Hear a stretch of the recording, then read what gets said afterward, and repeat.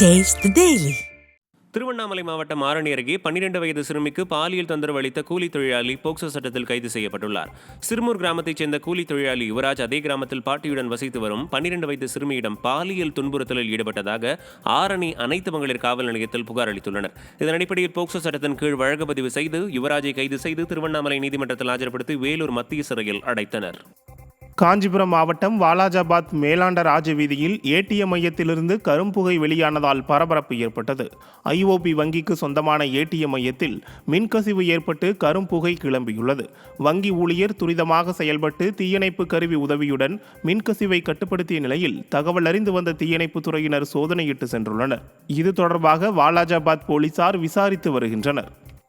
புதுக்கோட்டை மாவட்டம் கரம்பக்குடி அருகே பல்வேறு கோரிக்கைகளை வலியுறுத்தி குழந்தைகள் வளர்ச்சி திட்ட அலுவலகத்தை அங்கன்வாடி ஊழியர்கள் 100க்கும் மேற்பட்டோர் முற்றுகையிட்டு போராட்டத்தில் ஈடுபட்டனர்.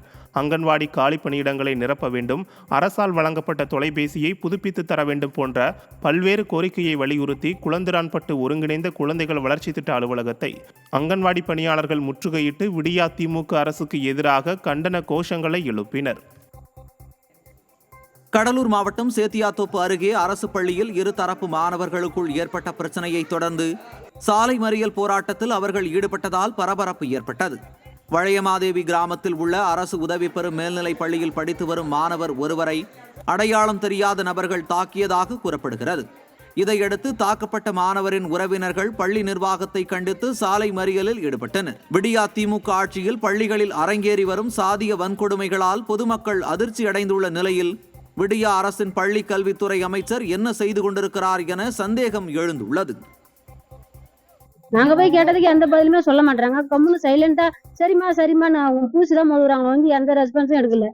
எப்ப முன்னாடியே நடந்துருக்கு சார் அந்த மீட்டிங். இது எங்க பையனை அடிச்சு மண்டை உடைச்சாங்க, அவங்களே தையல் போட்டாங்க. அது கூட எதுவும் வீட்டுல பேரண்ட்ஸ் சொல்லவே இல்லை. தட நடக்குது கொஞ்சம் எதுவுமே அவங்க எடுக்க மாட்டாங்க. டீச்சர் சாருங்க போய் கேட்டா என்னமா இதெல்லாம் ஒரு கதை எடுத்துட்டு வரீங்க, இதெல்லாம் வீட்டோட விட்டுருங்க, பசங்க அடிச்சுக்கிது ஓச்சிக்குது, அதுக்கெல்லாம் நீங்க கதை தீட்டு வரீங்க. இன்னைக்கு நாளைக்கு இந்த நாடு வந்து கத்தையில வெட்டினா என்ன பண்றது? வெளி பசங்களை விட்டு அடிக்க சொல்றாங்க, கத்தையில வெட்ட சொல்றாங்க, எல்லாமே செய்யறாங்க. வெளி பசங்க வந்து காம்பவுண்ட் ஏறி குதிக்கிற அளவுக்கு வந்து அவங்க விடுறாங்கன்னா இத்தனை பேர் கேமரா வச்சிருக்காங்க, வாட்ச்மேன் வச்சிருக்காங்க, இதுல மீறி உள்ள வராங்கன்னா எப்படி? கோவை வஉசி உயிரியல் பூங்காவுக்கான அங்கீகாரம் ரத்து செய்யப்பட்டதை தொடர்ந்து அங்கு பராமரிக்கப்பட்டு வந்த 5 கடமான்கள் சிறுவாணி வனப்பகுதியில் விடுவிக்கப்பட்டன. இயற்கை சூழலின்மை, கட்டமைப்பு வசதிகள் குறைபாடு காரணமாக கோவை வஉசி உயிரியல் பூங்காவுக்கான அங்கீகாரத்தை ரத்து செய்து மத்திய உயிரியல் பூங்கா ஆணையம் உத்தரவிட்டது. இதனையடுத்து அங்கு பராமரிக்கப்பட்டு வந்த விலங்குகள் வனப்பகுதியில் விடப்பட்டு வருகின்றன. இந்நிலையில் 5 கடமான்கள் சிறுவாணி மலையடிவாரம் ஃபில்டர் ஹவுஸ் சரகம் வனப்பகுதியில் விடுவிக்கப்பட்டன. கடும் வறட்சி நிலவி வந்த நிலையில் இடம்பெயர்ந்த வனவிலங்குகள் தற்போது மீண்டும் முதுமலை வனப்பகுதிக்கு வர தொடங்கியுள்ளன. இதனால் வனப்பகுதியின் சாலையோரங்கள் மற்றும் சாலைகளை கூட்டமாக புள்ளிமான்கள் மற்றும் கடமான், கரடிகள், யானை கூட்டங்கள் மற்றும் அரிய வகை பறவை இனங்கள் கடந்து செல்வது அதிகரித்து வருகிறது. இவ்வழியாக செல்லக்கூடிய சுற்றுலா பயணிகளுக்கு இந்த வனவிலங்குகள் காட்சி அளிப்பதால் சுற்றுலா பயணிகள் மகிழ்ச்சி அடைகின்றனர்.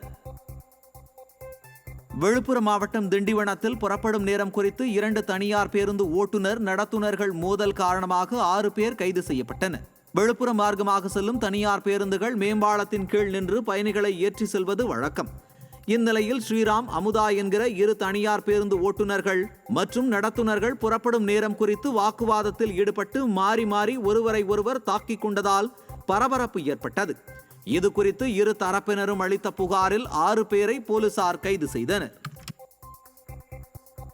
தென்காசி மாவட்டம் புளியங்குடி பேருந்து நிலையத்திற்குள் போக்குவரத்திற்கு இடையூறாக 2 சக்கர வாகனங்கள் நிறுத்தப்படுவதை தடுக்க வேண்டும் என பொதுமக்கள் கோரிக்கை விடுத்துள்ளனர். புளியங்குடி பேருந்து நிலையத்திற்குள் 2 சக்கர வாகனங்கள் போக்குவரத்திற்கு இடையூறாக நிறுத்தி வைக்கப்படுவதாக புகார் கூறப்பட்டு வருகிறது.